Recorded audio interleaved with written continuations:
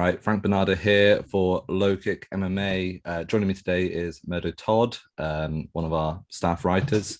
And today we're breaking down UFC Vegas, I don't even know, 57, something like that. Tsarukyan Yeah, versus Gamrot. Yeah, thanks for coming on, Murdo. How are you doing today? no, I'm very well. Thanks for having me. It's good to talk some fights. Yeah, 100%. And we've got a fun fight night. Unfortunately, still in the Apex Arena for now, but Yeah, it's definitely one of the better cards we've had as of late, especially for the sort of the more hardcore audience in yeah. there. Headlined by two lightweights that I think you can make a case for either of them potentially fighting for the title in the not so far future. Arman Tsarukyan and Mateusz Gamrot. What are your thoughts on this fight, Meadow? I think it's all going to come down to how well Gamrot can defend against the grappling, really, and if he can sustain the striking over the 25 minutes. Well, this would be Tsarukyan's first five round fight, but I don't really feel that will play a factor. I think he's got good enough cardio, and I'm actually not hugely impressed with Gamrot's cardio from what I've seen with him. What do you think? It's interesting. You say that in terms of like the grappling, because I feel like Gamrot's main route to victory in this is probably through some of those sort of scrambling exchanges. Partly because I think Tsarukyan is a not massively better, but I suppose marginally better striker. I think he'll have more success on the feet over the 5 rounds. And like you said, he has at the Tsarukyan has shown that he's got stamina to sort of keep it going. If you look back at that fight with Makhachev, even though he lost it, the pace those two men are going at was absolutely insane. And Tsarukyan still looked ready to go after those 3 rounds. Um, it's a close one. Go on, you're going to say something. I think yeah, it's a lot closer than what the bookies have it. Mm. But I think that comes down to the UFC hype machine really pushing Tsarukyan. And the thing with Tsarukyan, he's such a young age. You don't know how much he's developed since his last fight. He's only 25 years old. He could have come leaps and bounds since his last fight. So that's going to be unknown. We kind of know what to expect from Gamrot. I'm not expecting to see massive improvements from the last fight, but I am looking to see that from Tsarukyan.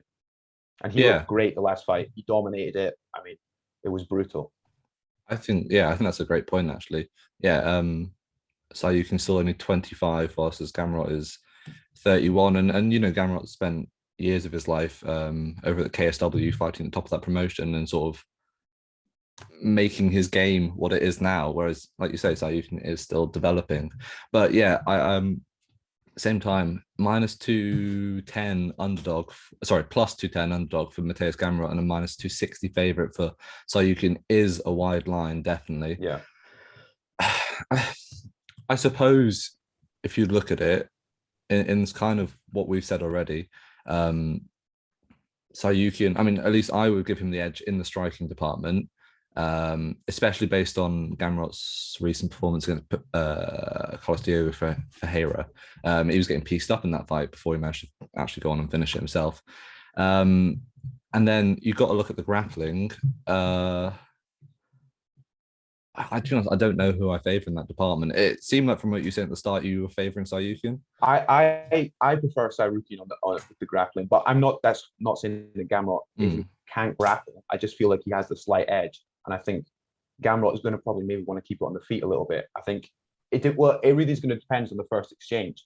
Do you know what I mean? If he gets him down, then I think Mateusz Gamrot will look to stay on the feet because as we saw from the last fight, it was so dangerous. Yoel Alvarez, he was a bloody mess in going into the second round. So Gamrot will want to stay away from the ground. He won't want Tsarukyan on top of him.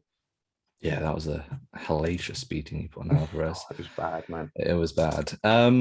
But I guess then with that logic, you sort of putting together our assessments of this fight, you can see why Tsarukyan maybe is a favorite, why the bookies have come to that sort of assumption that he's the man to win it. Are you picking Tsarukyan to win? Is that your sort of prediction? I would pick Tsarukyan to win. I would bet on Gamrot to win though. Do you know what I mean? I think he's worth the money line and he's worth that underdog. But I think Tsarukyan will probably do it, to be honest. That's exactly what I'm doing. I've taken a little stab on Gamrot just because if you look at last weekend's main event with Josh Emmett versus Calvin Kattar, everyone was hammering Kattar despite his sort of line being blown up. And Emmett makes it competitive enough to a point where I know a lot of people are saying Kattar probably won that fight still, but if you take it to the judges and you put in a competitive performance, you can end up squeaking out a split decision like Emmett did. So yeah, I think stylistically, I just think Tsarukyan probably holds more of the cards than Gamrot in this fight, but I don't see either of them blowing each other out of the water in the first couple rounds, though. I think it will be close. So, you know, I think it's a lot. I think it's a pick 'em, but I think it's pick 'em. Do you know what I mean? For me, it's a lot closer than what the bookies have it. I agree. Yeah, I would prefer to see it a lot more like, I don't know, minus 150 favorite for Tsarukyan rather than 260, which just seems blown out the water. All right, let's go to the co-main event of the night. This is the fight that I know you're saying you're looking forward to the most: Neil Magny versus Shavkat Rakhmonov. I mean, a classic sort of veteran versus rising contender fight. How do you see it? It's just, I've been looking forward to this fight since it was announced. I was wondering what they would do with Rakhmonov after his last performance. And I think they've given him, from the available opponents, the hardest one from 15 to 10. Magny's going to really test him, and we're really going to see what Rakhmonov's made of. I think Neil Magny coming in at 3-1 underdog is a bit disrespectful, but that's how good Rakhmonov has been. His striking is pinpoint accurate. He's coming to hurt you, and his ground game is nearly as good. Do you know what I mean? It's for me, it's difficult to decide. It's like the last one, what we were saying. I'd probably side with Rakhmonov, but I would bet on Neil Magny to win. Oh yeah. I mean, I think again that's a really good assumption to saying that out of all the potential opponents that he could have been paired with, Shavkat, this is Neil Magny is definitely a tough one. If you look at that sort of top 15, Li Jingliang, Jeff Neal, Michael Chiesa, even maybe Chiesa, I'm not sure. Any of those, Michel Pereira is in the mix as well. Would probably, I mean, Shavkat versus Michel Pereira would be something special. That would be crazy. That would be mental.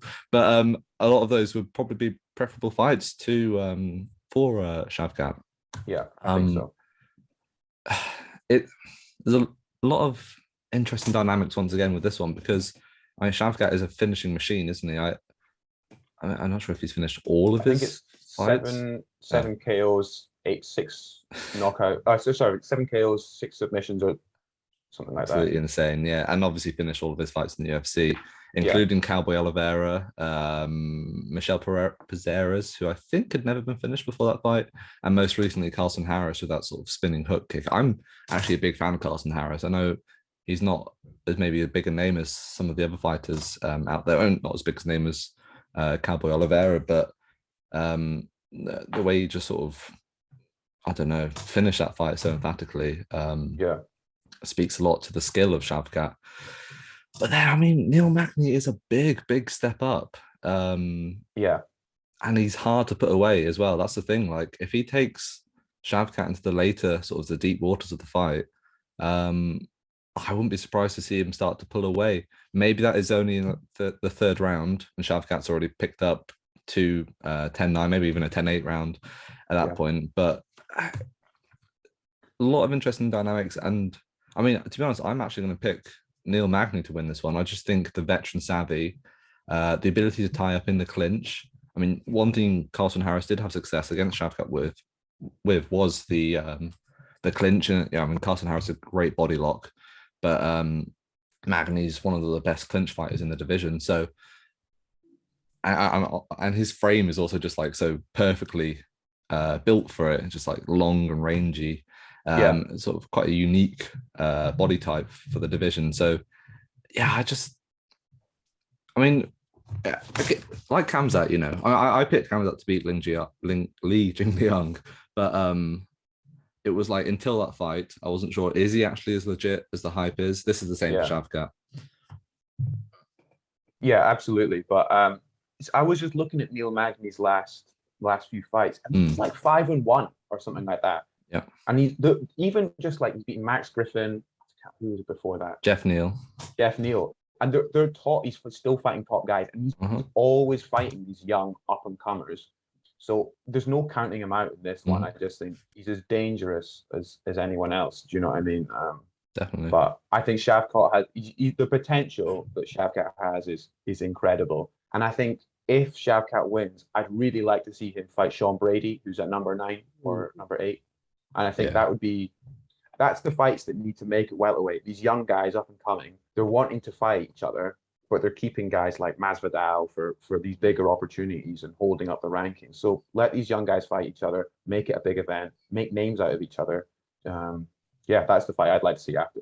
But I think Magny should get an easier fight than Sean Brady if he wins, to be honest. Give Magny like a Stephen Thompson. I mean, give Shavkat a Stephen Thompson as well. That'd be a fun one either way. But yeah, and again, I said to you off camera that I'm taking a sort of little stab on the plus 300 of Neil Magny's line. Yeah, I mean, you don't want to put a load on it, but like that sort of line of a veteran fighter against a up and comer. But cracking fight. I mean, just those two alone, the main event and the co-main are just brilliant. I think this will be fight of the night, to be honest, man. Oh, yeah. One thing I did want to ask you then. So if you kind of are backing Shavkat to win this, do you think he finishes Magny inside the distance? No, I don't. I think no, but I think you'll learn a lot from it, and I think it's going to be one of those. It's going to be, if he wins, it will be one of those pivotal, or even if he loses, it'll be one of those pivotal moments in his career. And I think after it, you'll see a lot of improvements, even though he's just so brilliant. Like he's only still 27 or something like that. He's still got a lot of growth. Yeah, 100%. I mean, when you start to like enter the upper echelons of the divisions, you need to be able to go that full 3 rounds, full 5 rounds, even sometimes, because of how durable and skilled some of the people are. So yeah, it would be great to see that from Shavkat. Okay, looking down the card, we got a bit of a maybe a step down in skill. But I mean, the UFC loves to stick on a heavyweight fight on the main event, on the main card even. So Josh Parisian versus Alan Badeau. We won't spend as much time talking about this one. Both these guys haven't had a huge amount of success in the UFC so far. Parisian is 2-1. Badeau does not have a win in the UFC. Is 0-2-1 with a draw against Nascimento. The Nascimento one was, I think Nascimento KO'd him, but then it was a no contest. No, he popped for some sort of drug afterwards. Probably backing Badeau, I think. He trains over there in MMA Factory with Tsarukyan and them lot.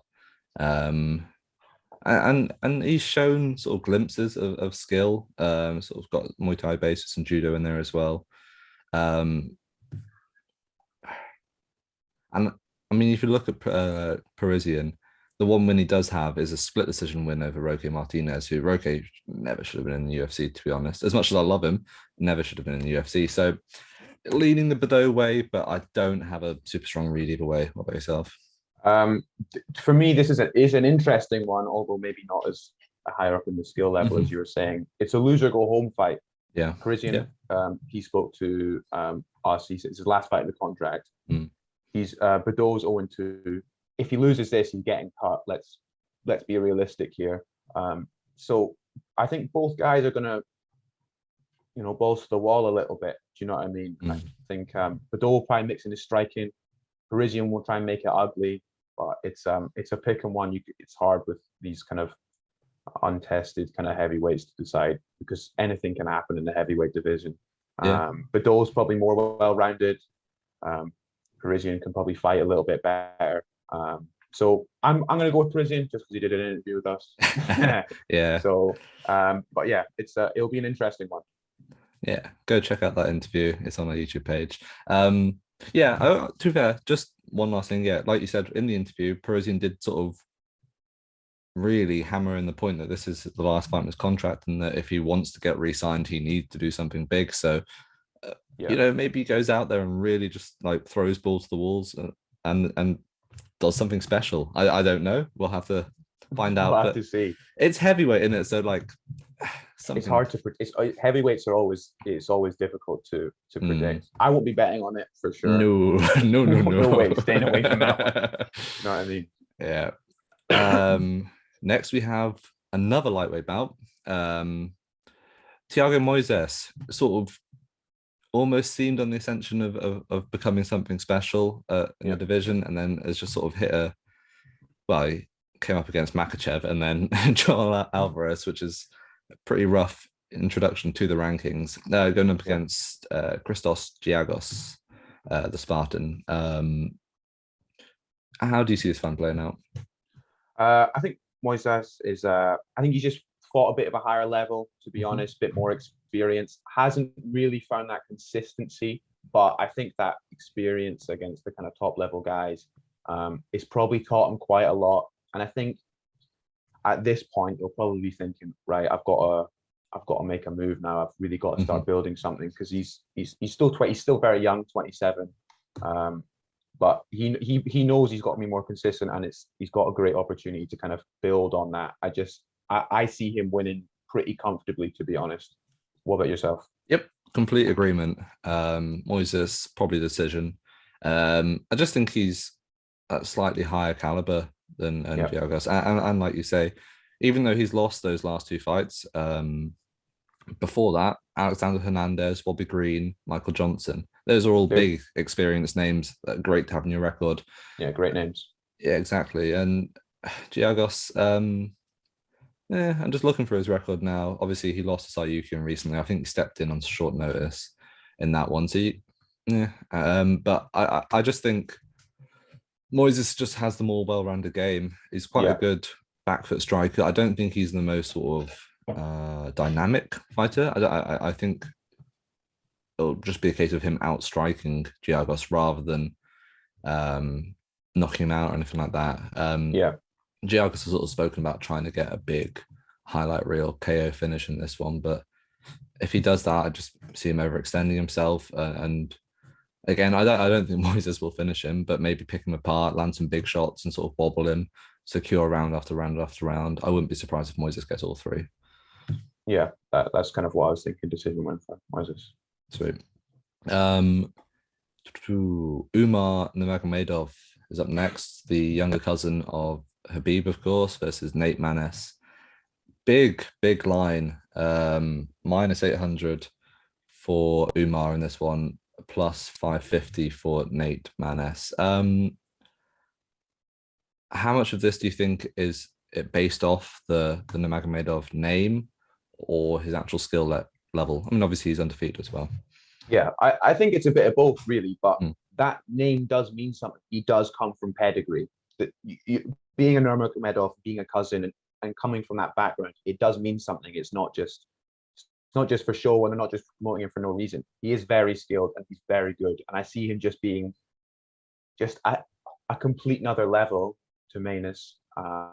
Unfortunately, like, you've got to have these fights when you're early on in your career. I just really do see it being a shutdown for Nurmagomedov, to be honest. How do you see it? Yeah, I think I agree. And I think Maness is quite good, maybe better than the odds have him placed at. But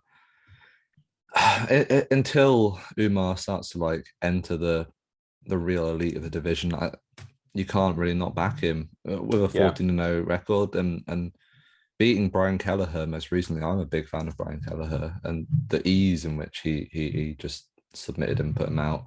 Fantastic. Yeah, really good. Still only 26 years old. Maness sort of hits hard. Obviously, he knocked out Tony Gravely most recently. He's also got that submission finish over Luke Sanders. You can't really compare Luke Sanders' skill level to Umar at all. Prior to that, Johnny Munoz. Yeah, I just back Umar in this one. If you want to bet on it, I would say to take him inside the distance. I think he's still around even odds on that. I think I might even take a little stab on that. Just another win for Umar and then start to get him towards the rankings, I think. Yeah, I think so. Who would you like to see him up against next? I suppose it depends if he's looking at the rankings already, because that would be what, 3-0 inside the UFC. Yeah, 3-0. I think so. 3-0. I mean, I would have loved to see him fight Timur Valiev, but I think he might have just been cut from the UFC, or not cut, but like failed to extend his contract. Rafael Sunsao is, I think Yanez has just recently knocked him out of the rankings, so that would be a good veteran name to get on Umar's resume, and you know, be a good fight. Maybe someone Rani Yaha, the sort of the grappler, or even like Hyung Ho Kang, who had a win at UFC 275 against Dinar Bakral. Just like a sort of a tried and tested fighter now, someone who like has Yeah. shown their skills, shown they're like on the fringe of the top 15. Is there any names that jump out to yourself? There's nothing majorly. Mm, I'm just wondering when they're going to try and push for the rankings. mm, You know, how many fights is it going to be? Because we see some guys, they come in and they move so quickly, and they've got that pedigree behind them, and they move really well. mm. Or you can get other guys that they move them a lot slower. So I'm interested to see how fast they try and move them, because bantamweight is stacked, Yeah. and he's still so young. I'm going to be outraged if he enters the rankings before he's got 5 UFC wins on his record, because as a big Jack Shaw fan, seeing him being stuck outside the top 15 for so long has been absolute Yeah, torture. yeah, But to be fair, they do seem to be pushing all the bantamweight prospects relatively slowly, because Yanez as well, recently, he's yeah, got his fifth win and finally entered the top 15, even though Mali took a while to get in there. So, yeah, um, yeah, and there are sort of guys that, I mean, like Frankie Edgar's still in the top 15, so he's going to be gone soon, shortly. yeah. Maybe even Munoz. Um, so there is space for this young blood to come up, but yeah, he looks good, and hopefully he keeps doing what he's doing. Last fight on the main card. This is the last fight we'll sort of go in detail into. We might have a quick look at if there's any big fights that sort of stick out on the undercard. But Chris Curtis versus Rodolfo Vieira. Fun fight, really, really fun Yeah. fight. Vieira, just this jiu-jitsu savant, who got submitted by Anthony Hernandez. And then Chris Curtis, who has just come in from the middle of nowhere, like, well, not middle of nowhere, but just been fighting everywhere on every regional scene available in America. Came in, put in well, he knocked out Brendan Allen and Phil Hawes, which those are big names. Like Yeah, they're really good names. we Really saw good names. saw Phil Hawes last weekend at Austin, Texas, just batter Deron Win. And Curtis put him out in was it the first round? Yeah, it was. Yeah, first round. I Yeah, think Allen was the second round, but finishing those guys is Mm. unbelievable. In your first two UFC fights is unbelievably impressive. I like Chris Curtis. I think he's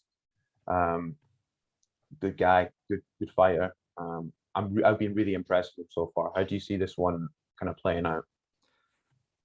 I don't know. I feel it won't go a distance, I reckon, that much. But Yeah, I don't know, because I feel like there's a lot of buzz about Curtis because he's hit both those like sort of underdog KOs against very good fighters. But then like Vieira, he could just get you to the ground and submit you. It yeah. really is just that simple. If I had to pick, just lean Curtis. I think Curtis by KO maybe, but yeah, that's a tough one because I don't want to discredit Rodolfo Vieira just because of that sort of Anthony Hernandez submission, which was just a fucking meme submission. Yeah, I'll lean Curtis. Curtis KO. What yourself?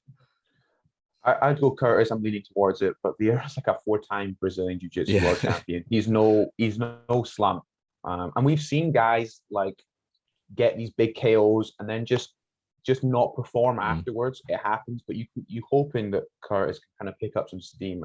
And middleweight seems to be one of those divisions where you can pick up 3-4 big wins and find yourself in a really good position. Like Sean Strickland, he's what, number 3 now? 4? Something. Yeah, I think it's like a joint. He's high up, Yeah. and he's beaten Jack Hermanson. Not many other notable names. He finds himself in a position where you can beat an unranked guy and potentially get himself a title shot. So in middleweight, it seems like if you can win just a few fights, pick up some steam, you're really in a good position to get those big fights. So yeah, no, I mean, you're definitely right. And I wouldn't be surprised if Chris wins this fight that he sees himself enter that top 15 because, yeah, like you say, middleweight's a weird one. I mean, Chris Weidman's still lingering in the top 15, which is, I mean, I don't know if that's like a sympathy thing or what. Like, obviously, he's a legend of the sport and all, but he's been out for a long, long time now. And you don't see him coming back anytime soon. No, it doesn't look like it. I think the surgery or whatever didn't go particularly well. So, yeah. And he's a fan favorite as well. Also on a 5-fight winning streak, at least. I mean, I'm checking Tapology. I've only got the last 5 fight listed, but yeah, all of them, all but one, KO inside the distance. Yeah, I mean, this is another big test for him, but he keeps showing up so far. So yeah, fingers crossed for him.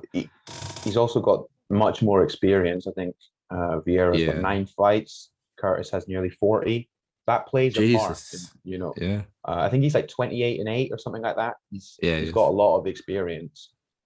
So I think that could also play a factor because he's a great jiu-jitsu practitioner, but making that transition doesn't always go to plan, you know. So this has the potential to be a really, really interesting fight, but yeah, doesn't go the distance.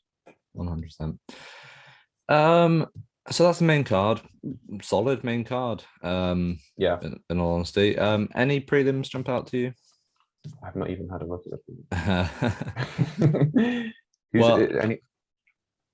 Yeah, I mean, there's a couple of names in there. Carlos Ulberg, who is a teammate of Adesanya over at City Kickboxing, taking on Tafon and Chukwi. That should be a fun fight. I mean, early days for Ulberg still, who's I mean, I think he entered the UFC at like 2-0 or something, and Chukwi's 6-2 now. Yeah, interesting fight. I liked where was it? William Piver versus Sergey Morozov.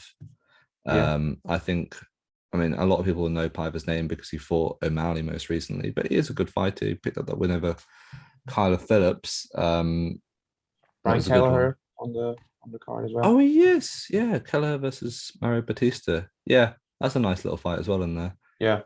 Yeah, a couple of good ones. Even Jinyu Frey has a real bad reputation of just like making fights slow and boring and taking its decision. But I quite like, she's quite good at it. She's one of those that it's not a bad undercard. I do like that Piver versus Morozov fight. I think that's good. And Chukwi versus Elberg could be decent. And also, Kelleher versus Batista is a fun little one as well.